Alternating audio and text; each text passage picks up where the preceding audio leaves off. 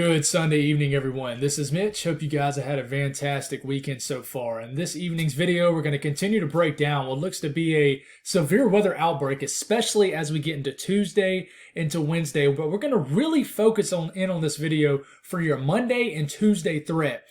And then we'll begin to break down Wednesday a lot more tomorrow when we start to get in these short-range models. Wednesday has the chance to be a big-time tornado outbreak. Tuesday has a chance to be a tornado outbreak, just severe weather outbreak in general. But Monday, tomorrow, has the chance to be tricky for Arkansas.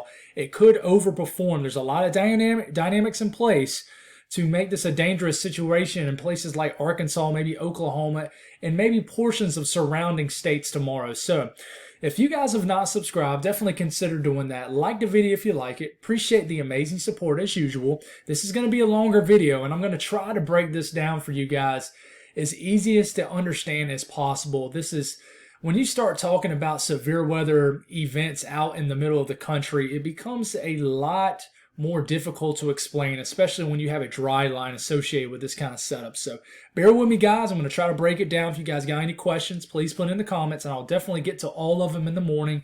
But if you guys got anything I can pray about, please put in the comments below. It gives me an opportunity to pray over it. It gives others an opportunity to do so too. So let's get going here because there's a lot to discuss. Y'all see all the panels up, so we're about to get rolling here. So check it out. The sun's beginning to slowly set on the eastern U.S. You got a lot of clouds in the middle of the country. Short wave low is making its way rounding the base of the upper trough that's beginning to dig a little bit more in general out west. But there is a low pressure short wave developing here that's kind of ripping some moisture, bringing some moisture up into areas of Missouri. And some storms could really fire up later this evening into overnight. But, you know, the coverage on it's going to be questionable. But I really think there could be some stormy conditions in parts of Missouri, maybe eastern areas of Kansas a little bit later tonight. So beware of that. But you're watching the clouds in this region. Nothing has really got going yet. So we need to continue to watch how this develops. So let's keep rolling here. Let's look at the upper pattern as a whole and what is going on here. So you see this little kind of bend right here, or just kind of lowering in this isobar right here. That is our short wave low pressure. That's kind of yanking some moisture into this area of Missouri. And just this area in general, all the way through the south, all the way up into Missouri. So this is bringing some moisture in place for this area, and it's, you know, eventually going to probably bring a little bit of severe weather overnight for areas like Missouri. It could bring the dynamics together to create some severe weather. So we're going to talk a little bit about that here in a second also, but really begin to break down Monday and Tuesday. But this moves on now. This will continue to be an influence on the weather for your Monday. Even though this short wave starts to kind of move into Canada right here, this still is influencing the weather down here and continuing to yank in that low-level moisture from the south up into these regions right here, the states of Missouri, Arkansas, Louisiana, the deep south in general, Texas. Moisture starting to rise into this area. So even though you have this low pressure way up here, you're lacking an upper wind pattern. But you are going to have a good bit of low-level moisture into this area. Big-time surface heating into Arkansas, but you're lacking an upper wind pattern. So you're not going to have a lot of kinematics in place, but you're still going to have a 30 to, maybe 40 knot low-level jet in place right here over Arkansas. We'll talk about that a little bit more here in a second. But let's keep this rolling here. We're starting to get into our Tuesday, and this is when the upper trough begins to really dig out west. And then little pieces of energy ride this upper trough, and it starts to bring in the dynamics for severe weather. So as we're getting into Tuesday, a dry line will set up across the middle of the country right here. At the same time, you have big-time surface heating. I'm talking about temperatures well into the 80s, pushing 90 degrees on both sides of this dry line. Surface heating, it doesn't favor either side. It still builds. It's just whether you have a dry heat or a humid heat. And obviously on the east side, the dry line, which is the moist side, you're going to have more of a humid heat, and that's a humid heat, meaning you're going to have high humidity and the heat indexes are going to be higher, more juice for storms. So you're going to have this moisture building on the right side of this dry line, getting yanked up from these short wave low pressures that continue to span the middle of the country. This continues to move in, And then we get into your Wednesday. This becomes negatively tilted. It becomes very dynamic. And then you have the potential for a blizzard over the northern part of the lower 48. And this continues to move forward. So now that you kind of know what's going on with the upper pattern, let's really start to get deep into this video. So to right now, between right now and tomorrow morning, you have a slight risk up for this region. A very small tornado threat in this region also. So from Tulsa, Springfield, almost all the way to St. Louis, a very small chance of a tornado. 2% chance tornado in 25 miles in any given location between right now and tomorrow morning. That's why you got this slight risk up. But a wind threat also, 15% risk, and the hail threat also. So you need to watch out for hail, winds, and all hazards, but the percentage of all these hazards are happening are much lower than the days that are going to come after today. So let's talk about Monday. So you have the slight risk up, right? There's still a lot of questions on if these storms are going to really explode here in Arkansas. But right now, just a slight risk for tomorrow. This is going basically from the same areas we talked about in last night's video. Waco, Dallas, Texas, all the way through Little Rock, includes Memphis, almost includes Jackson, Mississippi, portions of the Quad States region. Right now, you have this large area of a 5% risk of a tornado in 25 miles in any given location. Guys, I have a chance when we wake up in the morning, there's going to be an enhanced risk for Arkansas. Just a hunch, might be wrong, but right now, just a slight. That's a level 2 out of 5. This is for tomorrow. I really think, even though for you folks locally in Arkansas, you're probably hearing a lot about Wednesday, about how it could be really nasty Wednesday. But I think tomorrow, for the middle part of Arkansas, across the Ozarks, north central Arkansas, central Arkansas, I really think that, and even the states surrounding it, portions of the states surrounding it, from southwest to northeast, could really have some supercells that form. And you look at the wind threat, 15% risk, but look at the hail threat. It's saying supercells can get going in this region where the Cape is the highest, which I think will be where it will be building in portions of northeast Texas, southeast Oklahoma, and then southwest Arkansas, where you will really have the energy there for some explosive storms. But will they get going? And then, we're talking about Tuesday also. You got the enhanced risk up. We're going to break down this also. A dry line is going to set up. So there's going to be a big-time tight gradient where storms are going to develop and where they're not. And then we get into day 4, this large 30% risk that we're not going to talk about much in this video. This is still a few days out, but we're really going to start breaking this down a lot more tomorrow night. But this is a huge 30% risk. This is basically an enhanced risk at day 4, which is your Wednesday into Thursday morning. This could be a tornado outbreak. All hazards are possible for this day. So, and now that we discussed all the hazard risks for each day, let's really start to look at what models like the HRRR model are showing. So we're going to take a look at the latest long range. So let's get going here. Let's back this up a little bit. We're getting into later this evening. Notice there's not a whole lot going on, but finally some storms get going here in Missouri, but they're not that big of a deal. So once you start to get past almost closer to midnight, look at these storms starting to develop here in southwest Missouri, far northeast Oklahoma. These could be some supercells, and then you get 2 hours, you're starting to get into the overnight hours past midnight in these regions, and you're going to have a line of storms that develops anywhere from northern Arkansas through northern Oklahoma, through southern areas of Missouri, and they will continue through the overnight hours and turning almost into a line of storms all the way through the wee hours of the morning in southern Missouri, maybe even reaching areas of northern Arkansas, and then they begin to diminish and turn into a lot of messy convection and rain for areas of the Ohio Valley, maybe even Tennessee. So that moves on through, and then we start to get into our Monday. And let's go on and just get a little bit closer look at Arkansas here. So we're starting this off Monday morning across Arkansas, and then of course it shows all the surrounding states around it, not the entire states, but portions of it. Basically the region we really need to see here. So we get this going into Monday. We're starting to get into about the midday time frame. This convection from overnight tonight into tomorrow morning begins to move out, and then the atmosphere begins to destabilize. So it's 21Z Monday. So this is about 2, 3, 4 o'clock in the afternoon. Remember, I don't always like giving exact times because you never know exactly when a storm is really going to explode and get going.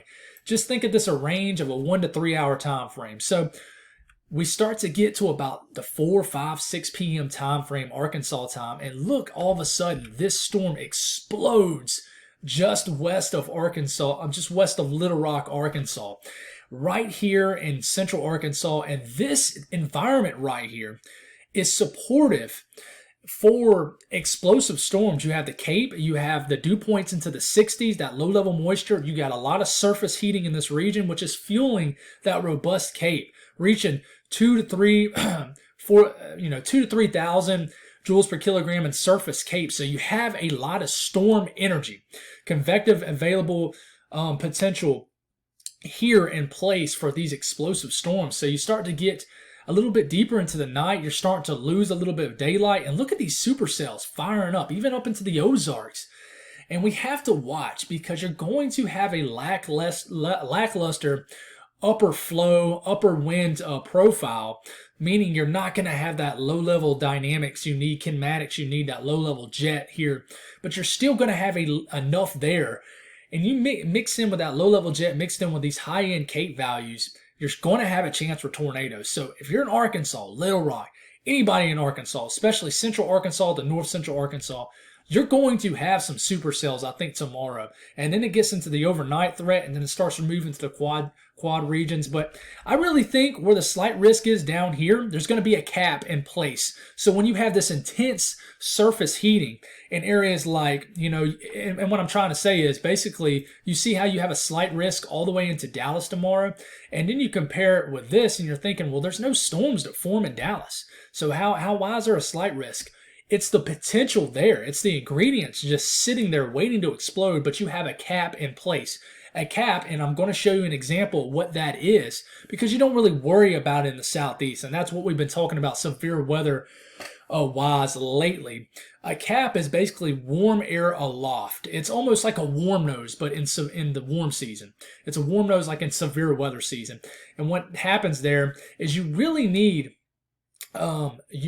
temperatures to dramatically decrease the farther you go up in the levels of the atmosphere, and that creates steep lapse rates, and that creates more robust updrafts. So I can get really geeky with you guys and probably Google search exactly what I'm trying to say, but just keep in mind, when you have warm air, a warm air nose that's even warmer than what it is at the surface, several thousand feet up in the air, it helps to limit updrafts to really get going. It doesn't matter even if you have all these ingredients in place. It limits updrafts to really fire up into all levels of the atmosphere to really get explosive storm development. So now that I spoke on that for 2.5, 3 minutes, hopefully you guys somewhat understand what I'm trying to explain here. It's very difficult to explain. That's why I mentioned in the middle of the video, the beginning of the video, that some of these things are very hard to explain. And I'm always big on trying to get y'all to mix in the science with an easier way to understand it also at the same time, but sometimes it's very difficult. So if you got any questions, please put in the comments below, obviously.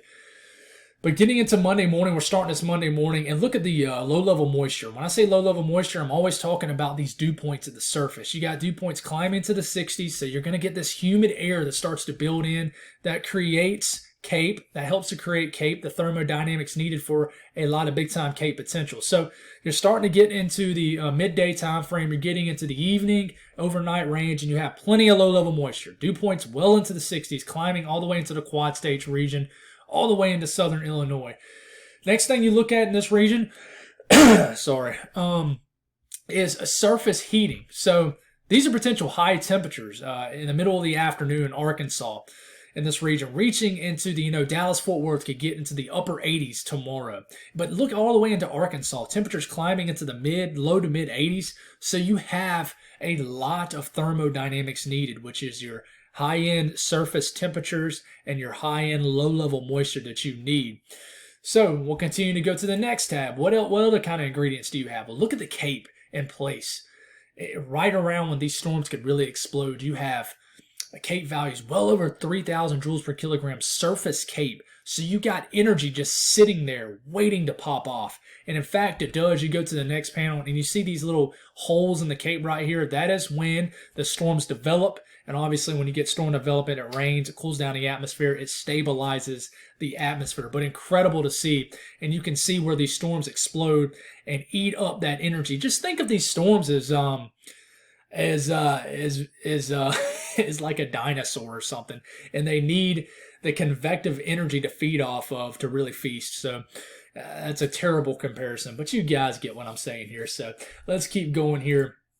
And then one thing that's kind of lacking here is the kinematics, and thank God they are, because if they were not, this would be an all-out tornado outbreak for Arkansas tomorrow. The kinematics needed that low-level jet. The wind's just aloft, about a mile up in the atmosphere. It's really lacking here. You get into the most prime time of the day for storm development, and you only have a low-level jet shooting at about 20, 30 knots, so not a lot of spinning and veering in the atmosphere to really get these storms going, but I really don't think it will matter. A big example, and I'm sorry if I keep going back to this, is Tuesday when we had the tornado outbreak in South Carolina. We didn't have a massive low-level jet in place. It's not like we had a ripping low-level jet, pushing 60, 70 knots or anything. In fact, it was around 30, 40, 50 knots in certain areas. So you don't necessarily need that. You need the overlapping of all these dynamics. And even though one of them is not as high as the other, if you have decent dynamics all overlapping each other, then you're going to have a severe weather outbreak. And that is the case. So we'll continue to move forward. So we're going to talk about Tuesday now. So moving right along, there's some differences, right? So we'll look at the NAM. We're going to look at what some models are showing for this. We'll look at the NAM and see what the NAM is showing. And we'll get this rolling through here in time. And we're going to start this off by about Tuesday midday in the middle of the country, right? This is for the enhanced risk. This is for your Tuesday. Notice there's nothing going on. There's a lot of moisture up here, probably falling in the form of snow in North Dakota. But anyways, nothing going on in the middle of the country. So one thing I will mention, there's going to be 3 storm modes. One is going to be what we call the triple point, way up here. The one is going to be the dry line right into here. And the one is going to be the southern mode, where you're going to have a decently moist profile to fire up a lot of convection. It's going to be very messy convection, but you're lacking something in each one of these environments right here. The triple point, you're obviously always going to be lacking probably the thermodynamics. The middle of the country, you have all these dynamics in place, but what you're lacking here is you have a cap in place. So you're going to have that warm air just aloft, creating a cap, and something we call it EML. So an elevated mixed layer, which is basically an area of dry air aloft that mixed within the cap with the warm air aloft does not allow for storm development to really get kick-started and explode, even though you have a massive low-level jet in place. You have big-time surface temperatures in place. You have that low-level moisture in place. You got everything in place, but nothing can really explode and get going. And then in the triple point, you always have that chance of everything going linear. There's so many things that go into talking severe weather, guys, and I'm always going to try to explain it to you the best way I can. But the latest NAM, which is basically the only NAM that we use a lot, is the only model that goes out all the way into the time frame of Tuesday. So I'll show you what the NAM does. The NAM really never gets any storms going right here, right where the ingredients are the most favorable across Kansas, areas of southern Nebraska, Oklahoma. It fires up a lot of storm activity here in Louisiana, but then again, you're lacking other ingredients down here. So a lot of big-time messy modes. You're still going to probably have severe weather down here in Louisiana and even Arkansas for your Tuesday. But right here is where you could have a tornado outbreak. So really all the NAM does is really start this linear mode right off the dot and never really initiates any supercells, right? But you look at another model here, and this is a model we don't look at, but I'm just showing you the potential. And the great thing about it is the next HRRR model that comes out here in a few hours will be a long-range HRRR model.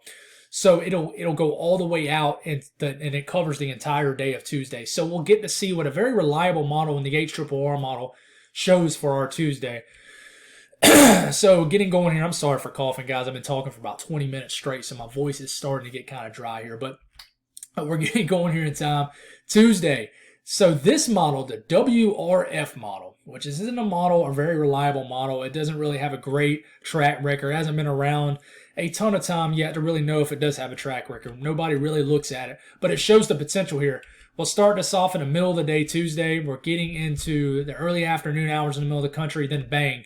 We start to get into about the early to mid-afternoon. Look at this explosion of convection that really gets going here. Now, this looks wild. It looks like gigantic storms in Oklahoma and Kansas, but don't focus too much on that. Just focus on the fact that these storms explode here, and then they go linear not quickly.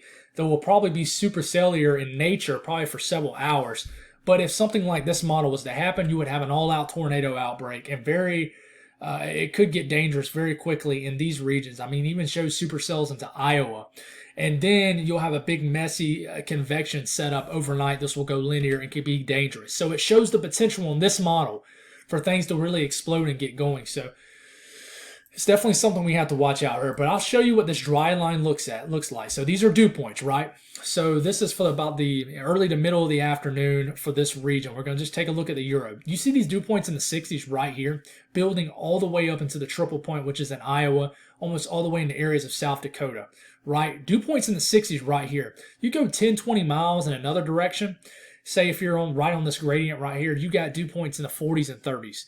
So I've never experienced a dry line. I always want to, and I know I will before I die. I tell you that. I'm going to eventually storm chase out in the middle of the country, but I imagine it's pretty wild because a lot of times out here you can literally look up in the sky and see where convection is forming with a big poofy cumulus clouds that are getting going here, and then you look on the other side of the dry line where you can't necessarily physically see a line, but you see clear skies where you have a more stable atmosphere and a more capping environment where you have the lower dew points. And that's how it is. Supercells explode, have the potential to explode.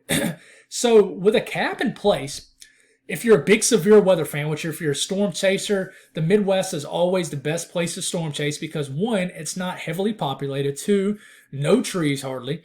And three, you combine both of those two and you get very photogenic storms that really aren't bothering anybody for the most part. Now, they move into these bigger cities like Oklahoma City, Omaha, then it becomes dangerous, right? But you look at this, and a big-time cap in place, you always know that if any storms do form, they will be supercellular in nature due to the fact that, well, you have a cap in place. So if anything busts through that cap, it's probably going to be one individual storm, maybe two, and they're going to probably be decently away from each other. So they're going to be there to fully take advantage of their own environment, which is going to be that surface heating, those dew points, that cape in place, which I'm about to show you. So I'm telling you, this could bust because of a cap, but it could boom and be a big-time severe weather outbreak for these regions. It's very hard to know, but most people lean on the fact that this could be a big-time event. But the dry line's there, and then the dry line gets on the mood and starts shifting the air mass as we're getting into Wednesday. But surface heating is there. It'll be very warm across these portions of the country. I mean, you're getting into the middle of the afternoon. Temperatures are rising into the 80s and almost 90 degrees. In fact, it's getting into the hundreds in southern Texas. So big-time surface heating occurring in this region, the thermodynamic needed. And then more importantly and more dangerously, the big-time cape levels showing up in these regions as you're getting into Tuesday afternoon. A dangerous look right here as cape values surge well above 3,000 and 2 to 3,000. So you're going to have the ingredients there waiting like dynamite, just waiting to be ignited and exploding. So very dangerous setup here if things get going, which they potentially could. I mean, I imagine at least one or two storms are going to fire up, and if they do, you have a chance for them to be a really destructive tornado if they infect anybody. But next thing you look at is the low-level jet. This gets fired up here right along this dry line, pushing 50 to 60 knots. So winds are going to be screaming about a mile up in the atmosphere. So you have all the low-level energy in the world. You have all the cape in the world. You basically have a loaded gun sounding. The only thing preventing this is that warm air just aloft, preventing this from firing up here. So That's pretty much it. The last thing I'll show you is a good sounding of a cap. So this is for about midday here in southeast Kansas, right? Right where area where you're right in the middle of the enhanced risk. So this is a cool thing to look at right here. So these are temperatures at the surface right here, 77 degrees. It's probably warming very quickly. You already have CAPE at the surface reaching 3 to almost 4,000 surface CAPE in this region. You got a low-level jet beginning to build in this region, but look at this cap. You see this area, the temperatures are dropping all the way up until, about several thousand feet up, a few thousand feet up in the air, and then you get about several thousand feet up in the air, and the temperatures spike. That is your cap, your area of warm air loft. Ton of CAPE, low-level moisture, dew points into the mid-60s, plenty of low-level moisture in an environment like this, but this cap in place will at least limit any explosive thunderstorm development, at least early in the afternoon. But I really think as you get into the evening time frame, things begin to ignite regardless. So that's all I got, guys. Thank y'all if y'all tuned in for the entire length of the video. It was obviously difficult to gear up some energy for this video because I wanted to explain it the best way I can. But I'm always learning with you guys. I'm always learning. And severe weather is probably my weakest subject in the weather world when it comes to hurricanes, winter weather, and severe weather. So I love learning with you guys and explaining it the best way I can. So thank y'all for tuning in. God bless everybody. If you're in Arkansas tomorrow, get ready because things could get tricky in a bad way. So God bless all y'all. Stay safe. Talk to y'all soon.